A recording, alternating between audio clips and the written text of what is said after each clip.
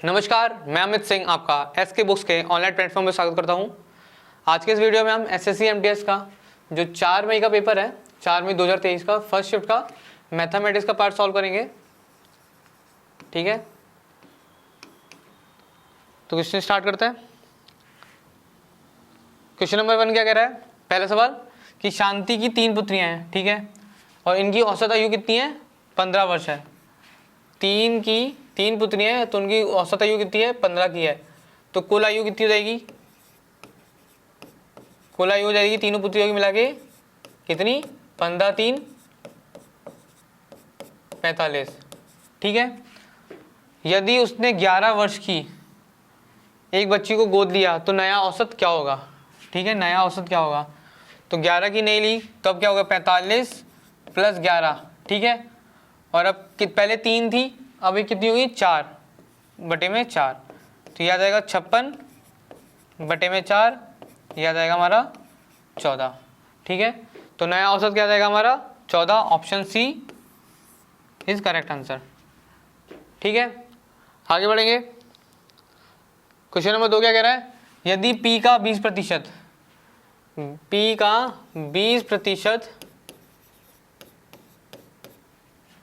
Q के 40% में जोड़ा जाए,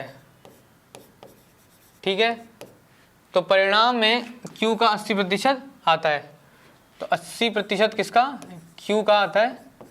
ठीक है, तो देखिए 100 से 100 हट जाएगा, 0 से ऊपर 0 घट जाएगा, तो आ जाएगा 2P, 4 Q उधर चला जाएगा तो 8 - 4 4Q। ठीक है, तो P आ जाएगा 2Q के बराबर। अब क्या पूछ रहे हैं कि P Q का कितना प्रतिशत है? ठीक है, तो आ जाएगा P की, तो ये आएगा P बटे में Q गुणा में 100। ठीक है, P को मैं क्या रख सकता हूँ? 2Q बटे में Q गुणा में 100। Q से Q हटा तो आ गया हमारा 200%। तो P Q का कितना प्रतिशत है? 200%। सही उत्तर क्या जाएगा? Option B. सही उत्तर क्या जाएगा? Option B. अगला देखेंगे, 3 का क्या कह रहा है? बोर्ड मास करना है। तो देखो इसको मैं लिखते जाता हूँ एक बार। 7 बटे में 5 गुणा 3। ठीक है, यहाँ बाहर कितना जाएगा? 3 से गुणा, फिर वापस क्या हो रहा है? 2 से गुणा, फिर गुणा क्या हो रहा है? 6 से, और फिर गुणा हो रहा है 5 से। ठीक है, पहले ब्रैकेट सॉल्व होगा, 5 भी 15 आएगा, 7 बटे 15 में मैंने उसको वापस खोल दिया तो क्या है? 5 गुणा 3, ये गुणा ये गुणा ये गुणा, तो सब गुणा होता चला है। ठीक है, तो देखो 3 से 3 हटा, 5 से 5 हटा, तो क्या आएगा? 3 दूनी 6 दूनी 12, 12 गुणा 7, ये आया हमारा 84। तो इसका सही उत्तर क्या है? 84। ऑप्शन कौन सा है? सही उत्तर है ऑप्शन बी, 84। ठीक है, अगला देखेंगे। एक कमीज का क्रय मूल्य कितना देगा? 1008 रुपये क्रय मूल्य दे रखा है ना। ठीक है, क्रय मूल्य गए हैं या कॉस्ट प्राइस कितना दे रखा है? 1008 रुपये। सॉरी, इसका मूल्य का अंकित मूल्य क्या कहा जाए? जिससे अंकित मूल्य पे 16% की छूट देने पर 18% का लाभ हो। ठीक है, तो मैं क्या कह रहा हूँ कि मान लेते हैं उसका अंकित मूल्य है MP। ठीक है, उस पर मैं कितनी छूट दे रहा हूँ? 16% की छूट, तो कितना जाएगा? 84 बटे में 100। ठीक है, और फिर वो क्या कह रहा है कि इस मूल्य पे कितना उसका लाभ होगा? 18% का लाभ होगा। कितने का? 18% का। तो 1008 गुणा में 118 बटे में 100। ठीक है, इसको सॉल्व करेंगे तो हमारा क्या जाएगा? यहाँ से अंकित मूल्य निकल जाएगा। तो सॉल्व करेंगे क्या जाएगा? देखो 100 से 100 हटा, MP आ जाएगा हमारा 1008 गुणा में 118 बटे में क्या जाएगा? 84। ठीक है, 2 से क्या? 42, 2 से क्या? 504, फिर 2 से क्या? 21, फिर 2 से ये 2 से क्या आया? 2 5 2। ठीक है, 5 2 7, 3 से क्या? 7, 3 से क्या? तो ये आया 8, यहाँ से 1 या 4, 84। ठीक है, यहाँ से एक 7 और ये हो गया 12। तो यहाँ से अंकित मूल्य के लिए निकालेंगे, क्या आएगा 12 गुणा 118, ठीक है। गुणा करेंगे 118 और 12, 8 दूनी 16, 11 कम 11, 22 और 8 कितना आया 30, 22 और ये 8 30। तो आ जाएगा हमारा मूल्य आ जाएगा यहाँ से 6 1 4 1, ठीक है। तो हमारा अंकित मूल्य क्या जाएगा 1416 रुपये। तो सही उत्तर क्या जाएगा ऑप्शन ए, ठीक है। 1416 रुपये इसका अंकित मूल्य होगा। अगर उस पर हम 16% का छूट देंगे तो हमारे 1008 रुपये में कितने का लाभ आएगा 18% का लाभ आएगा, ठीक है। तो सही उत्तर क्या है ऑप्शन ए 1416 रुपये। अगला सवाल देखेंगे, 16 सेंटीमीटर ऊंचाई वाले एक ठोस बेलनाकार बेलन का आयतन दे रखा है, ठीक है। कितना दे रखा है 24 64। तो क्या होता है formula pi r square h बराबर क्या होता है दे रखा है 24 64, 22/7 गुणा में आर निकालना है, ऊंचाई क्या देखिए 16 बराबर 24 64, ठीक है। 16 से क्या 1, यहाँ से कितना 8 और 6 8 5 80 और ये 4, ठीक है 154। यहाँ से ये 11 से क्या 2, 11 से क्या 1 और ये 4, ये आया 7। तो आर स्क्वायर आ जाएगा 7 उधर लेके जाएंगे तो क्या आएगा 7 का स्क्वायर। तो यहाँ से त्रिज्या कितनी आ जाएगी हमारी 7 सेंटीमीटर, ठीक है 7 सेंटीमीटर क्या आ जाएगी हमारी त्रिज्या। तो उत्तर क्या जाएगा हमारा ऑप्शन डी। अब ये ध्यान रखना यहाँ पे पूछा क्या, अगर उसने मान लो व्यास दिया रखा होता तो उत्तर क्या जाता हमारा 14 आता। तो उसने पूछा क्या है हमारा त्रिज्या, तो त्रिज्या कितनी रहेगी 7 सेंटीमीटर, ठीक है। आगे बढ़ेंगे, साधारण ब्याज पर एक मूलधन 3 वर्षों में 10% की प्रति दर से 403 रुपये हो जाता है, तो मूलधन कितना होगा। इसका मतलब क्या कह रहा है कि मूलधन मतलब प्रिंसिपल और ब्याज, ठीक है साधारण ब्याज हमारा मिला के कितना हो जा रहा है 403 रुपये, ठीक है। मूलधन का मूलधन है तो इसका फॉर्मूला क्या होता है P into r into t बटे में 100 बराबर 403। अब हमें देखो R पता है, दर पता है, दर कितनी है हमारी 10, वर्ष पता है T मतलब वर्ष पता है कितना है 3। तो हमें क्या निकालना है सिर्फ P। तो यहाँ जाएगा P प्लस पी आर कितना है 10, समय कितना है 3 बटे में 100 बराबर आ जाएगा 403, ठीक है। 1 0 से 1 0 हटा तो यह आ जाएगा P प्लस 0.3 P बराबर 403। तो यह आ जाएगा 1.3 P बराबर 403। यहाँ से P का करेंगे तो क्या आएगा 403 बटे में 1.3, ठीक है।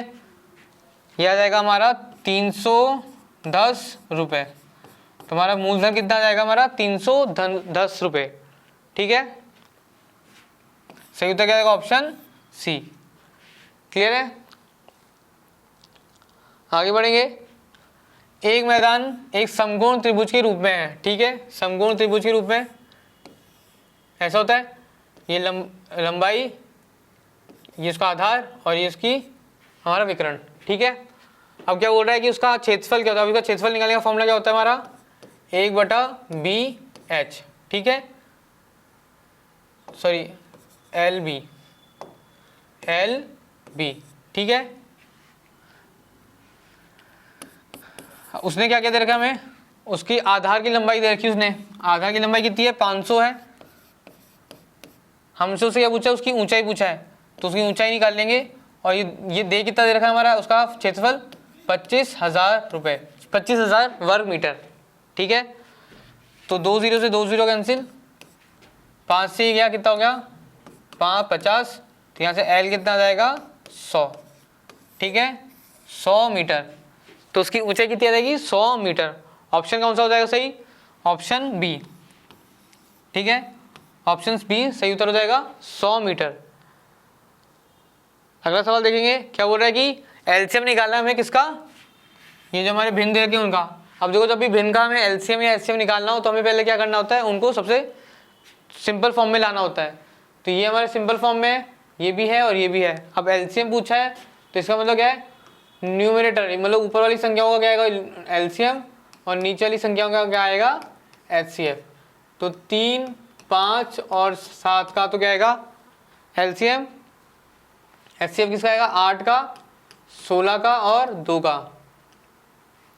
ठीक है, ऊपर वाली तीनों संख्या क्या है हमारी अभाज्य संख्या है, तो क्या हो जाएगा सीधे सीधे गुणनफल हो जाएगा। तो 3 गुणा 5 गुणा 7 बटे में इसका एचसीएफ क्या देगा हमारे ऐसे सीधा सीधा दिख रहा है 2, ये आ जाएगा 7 5 35 35 3 105 बटे में 2, या मैं कह दूं 52 1 बटे में 2। ठीक है, तो सही उत्तर क्या जाएगा 52 1 बटे में 2। उत्तर क्या हो जाएगा option B, option B. Clear है,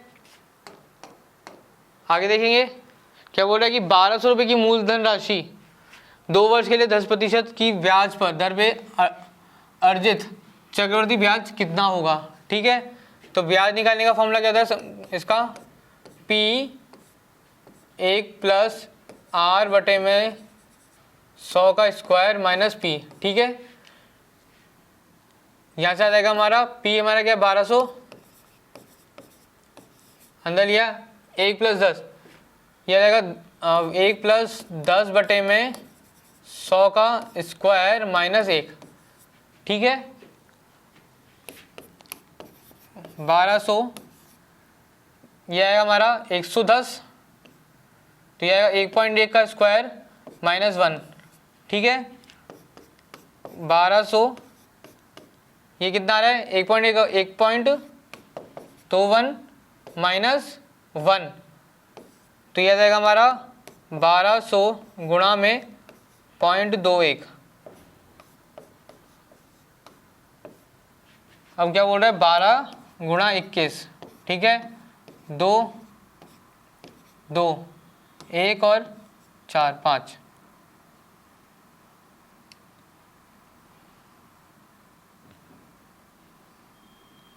एक हम 1 और 4 252। ठीक है, क्या आएगा 252, तो हमारा चक्रवृद्धि ब्याज कितना आएगा 252 रुपये। क्या जाएगा 252 रुपये। ऑप्शन कौन सा देगा, ऑप्शन सी। क्लियर है, हमसे उसने ब्याज पूछा है। ठीक है, तो हमने ब्याज निकाला है, ब्याज का फॉर्मूला लगाया, हमारा कितना आया 252 रुपये, उसका ब्याज आया कितने वर्ष के लिए 2 वर्ष के लिए। आगे देखेंगे क्या बोल रखा है कि ग्राफ दे रखा है कि निम्नलिखित वर्त आरेख में एक वर्ष में 5 गांवों में जनसंख्या का प्रतिशत दर्शा रहा है। ठीक है, आलेख को पढ़िए और निम्नलिखित प्रश्नों का उत्तर दीजिए। 5 गांवों की कुल जनसंख्या दे रखी है 3000। ठीक है, तो ए हमारा ये हो गया जिसमें कोई शेडो नहीं है, फिर जो हल्का सा हरा दिख रहा है वो बी है, क्रॉस लाइन सी, डैश डैश डी और नीले में जो दिखा रहा है वो है हमारा ई। ये हमारे गांव की क्या दे रखा है जनसंख्या का प्रतिशत दर्शा रहा है, और टोटल कुल जनसंख्या कितनी है हमारी 3000। ठीक है, कुल जनसंख्या कितनी है 3000। अब वो क्या पूछा है कि ए और डी गांवों की जनसंख्या का अनुपात बताएं। वो क्या पूछा अनुपात बताएं। ठीक है, तो ए और डी, तो ए का ये रहा और डी, तो ए का कितना है 10% है, किसने का 3000 का, उसको एक बार छोड़ दो, किससे डी से, डी का कितना है 30। ठीक है, अगर मैं इनको प्रतिशत से जोड़ूंगा तो बटे में 100 आएगा, बटे में 100 आएगा, और किसका निकालना है 3000 का। ठीक है, ठीक है, अब मैं इसलिए 3000 से 3000 कैंसिल किया, 100 से 100 से कैंसिल किया, इसलिए मैंने ये चीज़ नहीं लिखी थी, सीधी सीधी लिखा था 10:30। तो यहाँ से 10:30 आएगा, क्या जाएगा 1:3। तो ए और डी का अनुपात क्या आएगा 1:3। सही उत्तर क्या जाएगा ऑप्शन सी। ठीक है, सही उत्तर क्या जाएगा ऑप्शन सी। आगे बढ़ेंगे, यदि 5 7 2 x 41 हमारा किससे विभाजित होता है 9 से, तो x का मान क्या होगा, मतलब इनका सबका योग कितना आना चाहिए 9 का, जो 9 का गुणनफल आना चाहिए। तो 5 + 7 + 2 + 4 + 1, ये कितना है 7 5 12 2 14 18 और एक 19, तो 19 प्लस एक्स मेरा किससे जाना चाहिए भाग 9 से, तो 19 प्लस 18 जाता है, अगला क्या आएगा 27, तो 19 प्लस एक्स बराबर क्या आना चाहिए 27, तो यहाँ से x आ जाएगा हमारा 7 और ये 8। तो अगर x मेरा 8 होगा तो मेरा ये मान, ये जो संख्या होगी कौन सी संख्या 5 7 2 8 4 1, ये मेरी संख्या किससे विभाजित होगी 9 से। ठीक है, तो उत्तर क्या जाएगा ऑप्शन डी। ठीक है, ऑप्शन क्या हो जाएगा ऑप्शन डी। अगला सवाल देखेंगे, एक वस्तु का अंकित मूल्य देखा है 800 रुपये। ठीक है, यदि एक दुकानदार एक वस्तु पे 10% फिर 5% की छूट देता है तो वस्तु का विक्रय मूल्य कितना होगा। तो 800 रुपये पे पहले कितनी की छूट दे रहा है 10 की, तो कितने में आ गया 90 बटे में 100, फिर कितने की दे रहा है छूट 5% की, मतलब 95 बटे में 100। ठीक है, 2 0 से 2 0 कटे, 1 0 से 1 0 कटा, 5 से गया 2, 5 से गया ये क्या हुआ 19, ये 2 से गया 4, 9 चौक 36 गुणा में 19। ठीक है, 36 गुणा में 19, 9 छिक 54, 3 27 और 6 33, तो यह आ जाएगा 4 8 और 6, कितना आ गया 684। तो विक्रय मूल्य कितना आएगा 684 रुपये, ऑप्शन डी। क्लियर है। अगला सवाल देखेंगे, एक कार एक निश्चित यात्रा को 40 किलोमीटर प्रति घंटे की चाल से और अतिरिक्त समान दूरी को 60 किलोमीटर प्रति घंटे की चाल से तय करती है, तो पूरी यात्रा का औसत चाल क्या है। देखो यहाँ पे दो शब्द है काम के, एक तो औसत चाल पूछी है, दूसरा उसने क्या बोला है यहाँ पे दिया है समान दूरी। क्या है समान दूरी। अगर समान दूरी तो फॉर्मूला क्या लग जाएगा 2xy बटे में x प्लस वाई। ठीक है, यहाँ से औसत चाल निकल जाएगी, तो 2 गुणा 40 गुणा 60 बटे में 40 प्लस 60 कितना हो गया 100। ठीक है, 1 0 से 1 0, 1 0 से 4 दूनी 8, 8 छिंग 48, तो औसत चाल क्या गई 48 किलोमीटर प्रति घंटा। ठीक है, option D, option D 48 kilometre प्रति घंटा। अगला देखेंगे, एक व्यक्ति स्थिर जल में 12 किलोमीटर की गति से चलता है, मतलब स्थिर जल में ये क्या हो गया यू हो गया। उसके बाद क्या बोल रहा है कि धारा की गति कितनी रखी है v दे रखी है। ठीक है, तो अगर मैं धारा के साथ तो मेरी कितनी आएगी 14, धारा के विपरीत कितनी आ गई मेरी 10। ठीक है, ये मेरी चाल आ गई। अब क्या बोल रहा है कि व्यक्ति धारा की प्रतिवाह में 50। ठीक है, तो मतलब 50 बटे में 10, ये मेरा समय आ गया कितना आ गया 5। फिर क्या बोल रहा है अनुप्रवाह में 70 किलोमीटर, तो 70 बटे में कितना 14, ये कितना आ गया यहाँ से 5, तो 5 और 5 कितना आ गया 10। तो कुल यात्रा में कितना समय लगेगा मेरा 10 घंटे। तो सही उत्तर क्या जाएगा ऑप्शन डी। क्या हो जाएगा ऑप्शन डी। क्लियर है। अगला देखेंगे क्या बोल रहा है कि 4 गुणा 38 गुणा 764 गुणा 1256 में इकाई अंक क्या होगा। ठीक है, 4 38 764 गुणा 1256। ठीक है,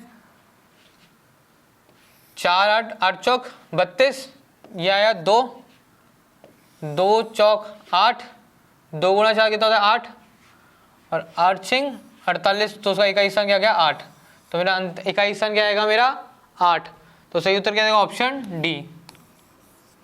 सही उत्तर क्या आएगा ऑप्शन डी। ठीक है, क्या करा मैंने खाली जो इकाई स्थान है उन्हीं को गुणा किया है। मैंने क्या करा है इकाई स्थान पे जितनी भी संख्या है उन्हीं को गुणा किया है और फिर जो उनका इकाई स्थान आया वही मेरा क्या होगा इकाई स्थान आएगा। ठीक है, अगला सवाल देखेंगे। विवेक 25,000 रुपये के साथ एक व्यवसाय को शुरुआत करता है। ठीक है, 25,000 के साथ शुरुआत करता है। फिर क्या कह रहा है उसके बाद 60,000 रुपये के साथ रामू एक व्यवसाय में शामिल हो जाता है। ठीक है, वो कितने दे रहा है 60,000 रुपये।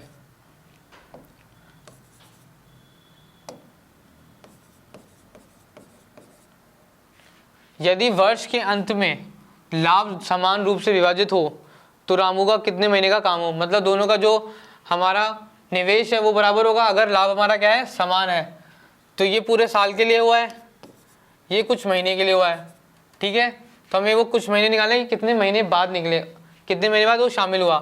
तो 25,000 गुणा 12 बराबर 60,000 गुणा x, ठीक है।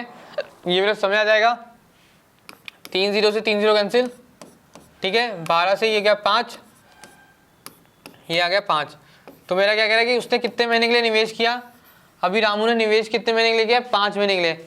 अब ऐसा ना हो कि हमने आंसर निकालो जल्दीबाजी में, आंसर क्या कर दो 5, तो आंसर क्या हो जाएगा गलत। उसने पूछा क्या कितने महीने के बाद वो शामिल हुआ है, कितने महीने के बाद शामिल हुआ है। तो साल में कितने महीने होते हैं 12, और कितने महीने के लिए निवेश किया उसने 5 महीने के लिए, तो कितने महीने बाद वो आया है 7 महीने। तो सही उत्तर क्या आएगा मेरा 7, ऑप्शन ए, ठीक है।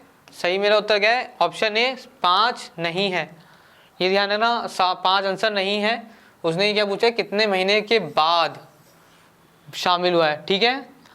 तो जब 7 महीने निकल गए थे उसके बाद वो व्यवसाय में जुड़ा, तब उसने 60,000 दिए, उसके बाद उसका लाभ बराबर आया है।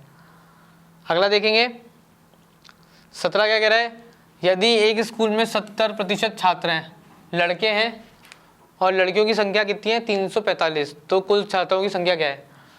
अगर 70% लड़के हैं तो 30% क्या है हमारी लड़कियां, और उनकी संख्या क्या दे रखी है 345 के बराबर। तो उसने कुल पूछा है, मतलब 100% पूछा है, तो 100% निकालेंगे, क्या आएगा 345 बटे में 30 गुणा में 100, 0 से 0 कैंसिल, 3 से क्या है 1 1 5 और यहाँ से 1 0, तो 1150 हमारे क्या है कुल छात्र हैं। ऑप्शन क्या हो जाएगा ऑप्शन डी। क्लियर है, ऑप्शन क्या हो जाएगा ऑप्शन डी सही उत्तर। अगला देखेंगे, ए और बी किसी कार्य को 8 दिन में पूरा करते हैं। ए और बी 8 दिन में, बी और सी उसी कार्य को कितने दिन में करते हैं 12 दिन में, और ए बी सी मतलब तीनों मिलके उस कार्य को कितने दिन में करते हैं 6 दिन में, ठीक है। तो उसके बाद क्या पूछ रहे हैं, तो तब ए और सी इसी कार्य का दुगना कार्य, दुगना ही ध्यान रखना, दुगना कार्य कितने दिनों में पूरा करेंगे। यहाँ से एलसीएम लेंगे तो क्या आएगा हमारा 24, 3, 2 और ये 4, ठीक है। मैं ये उन दोनों को जोड़ता हूँ, एक की इक्वेशन तो मेरी ये है ही है, ऊपर वाले को जोड़ूंगा तो क्या आएगा a plus 2b plus c, ये कितना आएगा 3 और 2 5, और एक मेरे पास ये पहले से है a plus b plus c, और ये कितना दे रखा है मेरे को 4, तो यहाँ से मेरा b है क्या आ जाएगा 1। अगर मेरा b 1 है तो यहाँ से मेरा a कितना जाएगा, a प्लस b कितना दे रखा है 3 के बराबर, तो यहाँ से मेरा a कितना जाएगा 2, और b प्लस c में कितना है 2 है, तो c अगर b 1 है तो c कितना जाएगा c भी आ जाएगा 1। तो a की क्षमता 2 है, b की क्षमता 1 है और c की क्षमता 1 है। अब कार्य कितना है 24, अब वो पूछ कितना रहा है दुगना कार्य के लिए, तो दुगना कार्य कितना हो जाएगा 48, और कौन कौन करेगा कार्य को a और c, ठीक है। और a और c की क्षमता कितनी है 2 + 1 3 की, तो ये उत्तर आ जाएगा 16 दिन। तो a प्लस c, a और c मिलके उस कार्य का दुगना कार्य कितने दिनों में करेंगे 16 दिनों में, तो सही उत्तर क्या जाएगा ऑप्शन बी। क्लियर है, सही उत्तर क्या जाएगा ऑप्शन बी। आगे बढ़ेंगे, एक ट्रेन 2 घंटे में 240 किलोमीटर की यात्रा करती है, तो समान चाल से 100 किलोमीटर की दूरी कितने समय में तय करेगी, ठीक है। देखो चाल अगर बराबर है तो दूरी बटा समय, तो 240 बटा 2, तो अब दूरी कितनी 180 बटे में समय आ जाएगा t, 0 से 0 कैंसिल, 6 से गया 4, 6 से गया 3, 2 से गया ये 2, तो यहाँ से t आ जाएगा 3 बटा 2 क्या कह देंगे 1.5 घंटे। तो कितनी देर में 180 किलोमीटर करेगा 1.5 घंटे में, ठीक है। सही उत्तर कौन सा जाएगा ऑप्शन ए, ठीक है। आगे देखेंगे, विमल और अरुण की वर्तमान आयु का अनुपात दे रखा है 3:5, ठीक है।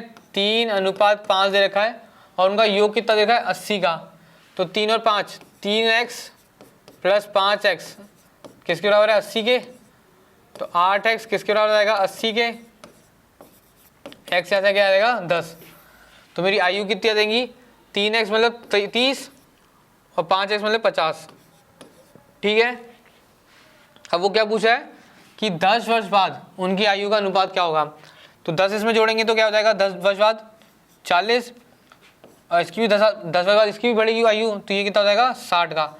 और इनका अनुपात पूछा है तो 0 से 0 कैंसिल, 2 से 2, ये 3, तो इनका अनुपात क्या जाएगा 2:3। कब, जब 10 साल बाद। तो सही उत्तर क्या जाएगा, ऑप्शन डी। सही उत्तर क्या जाएगा, ऑप्शन डी, ठीक है। तो यहाँ पे हमारा पेपर कंप्लीट हुआ, क्लियर है। तो जो हमारा मैथमेटिक्स का जो पेपर है SSC-MT में कैसे आता है ये हमने देख लिया, उनके क्वेश्चन का हल देख लिया है। और पेपरों के लिए और उन सिलेबस को देखने के लिए हम यहाँ 3 बुक दे रखी हैं, उन बुक्स के बारे में देख लेते हैं। पहली बुक हमारी क्या है, SSC-MT की जो बुक है हमारी फुल सिलेबस की, ठीक है। इसमें हमारा फुल सिलेबस है, जो भी हमारे सारे सब्जेक्ट हैं उनका फुल डिस्क्रिप्शन दे रखा है, उनको टॉपिक वाइज चैप्टर वाइज पूरा डिटेल उनका चैप्टर वाइज उनको अलग अलग कर रखा है साथ में ना, और साथ में उनके जो क्वेश्चंस है उनकी भी फुल एक्सप्लेनेशन दे रखी है, ठीक है। वो भी हमारे QR कोड पे या PDF फॉर्म में आपको मिल जाएगी। सेकंड बुक हमारी कौन सी है, SSC-MT की प्रैक्टिस पेपर की बुक। अभी जैसे हम प्रैक्टिस पेपर में आपके मैथमेटिक्स है हुआ या GK हुआ या आपका रीजनिंग के पेपर सॉल्व करा रहे हैं अलग अलग, यहाँ पे आपको क्या होगा, यहाँ पे आपके पेपर जो हैं वो आपको एक साथ पूरे कंसाइज करके दे रखे हैं कि फुल पेपर तो हमको एक साथ आएगा। अभी तो हम क्या करें, अलग अलग करके पढ़ा रहे हैं। यहाँ पे क्या होगा, हमके 24 पेपर दे रखे हैं। जो पेपर जैसा हमका आता है कि जैसे सेशन 1 आया, सेशन 2 आया, तो पूरा पेपर आपको इसी बुक में मिल जाएगा। और ऐसे करके हमारे 24 पेपर सेट हैं। तो जिस हिसाब से एग्ज़ाम आपके नज़दीक आता जा रहा है, अब वो टाइम नहीं है कि आप कंसेप्ट को देखो, या आपका टाइम कहाँ है आपका पेपर्स लगाने का, कि जितने ज़्यादा पेपर आप लगाओगे उतनी ज़्यादा आपकी प्रैक्टिस अच्छी बनेगी, आपका स्कोर पता चलता जाएगा, आपका पता चलेगा कि आप कहाँ पर हो, ठीक है। तो ये 2 बुक हमारी SSC-MT के लिए काफ़ी इंपॉर्टेंट है। तीसरी बुक है हमारी मैथमेटिक्स की, टोटली डेडिकेटेड मैथमेटिक्स की बुक है, सिर्फ मैथमेटिक्स की, ठीक है। अगर आपके मैथ्स में कहीं पे भी कोई भी टॉपिक्स में कहीं पे भी आपको लग रहा है कि यार ये मेरे को टॉपिक और अच्छे से क्लियर करना है, ये इस एग्ज़ाम के लिए या किसी और एग्ज़ाम के लिए, चाहे वो आपका सिर्फ एडवांस वाला पार्ट हो या अंकगणित का पार्ट हो, दोनों आपको इसी में अच्छे से मिल जाएगा। साथ में जो कैलकुलेशन ट्रिक्स होती हैं या कंसेप्ट की जो ट्रिक्स हैं वो भी आपको इसी बुक में मिल जाएंगे। क्वेश्चनों का अच्छा खासा संकलन है, ठीक है। तो ये 3 बुक ज़रूर हम लें अपने SSC-MT की पर्पज़ से। अगर आप किसी भी और एग्ज़ाम की तैयारी कर रहे हैं और उसमें आपका मैथमेटिक्स का तो जब आता ही आता है, तो ये बुक हम जरूर परचेज़ करें। तीनों बुक अगर आपको ऑनलाइन चाहिए तो आपको डिस्क्रिप्शन बॉक्स में इसका लिंक मिल जाएगा। अगर आपको ऑफलाइन चाहिए तो कमेंट सेक्शन में जाके बताएं कि आप कहाँ से हैं, जिससे हम आपको बता सकें कि नियर बाई आपको ये बुक कहाँ से अवेलेबल हो पाएगी। अभी देखिए जो भी ये हमारा वीडियोस बना रहे हैं या जो भी लेक्चर्स हैं, आपके फीडबैक से हमें पता चलेगा कि हमें कहाँ इंप्रूवमेंट करना है या हमें कहाँ और फोकस करना है, या आपकी क्या भी कोई डाउट्स हैं, कोई क्वेरी है, चाहे वो इस एग्ज़ाम से रिगार्डिंग हो चाहे और भी कोई एग्ज़ाम से रिगार्डिंग हो।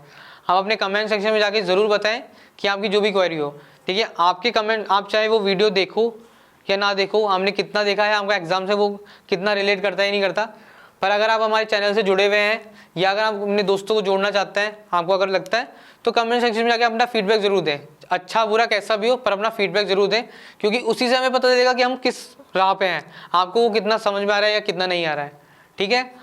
तो और अन्य भर्तियों के रिगार्डिंग जो भी जानकारी होती है वो भी हमारे चैनल पे आपको मिल जाएगी। और जो डिफरेंट पेपर्स आ रहे हैं, आगे जो भी आगामी पेपर आ रहे हैं, उनका भी जो मटेरियल होगा, पेपर्स होंगे, वो भी हम इस चैनल पे आपको सॉल्व कराते रहेंगे। तो हमारे चैनल से जुड़े रहें, अपने दोस्तों में वीडियो को शेयर करें, लिंक चैनल के बारे में बताएं, ठीक है। तब तक के लिए धन्यवाद, जय हिंद।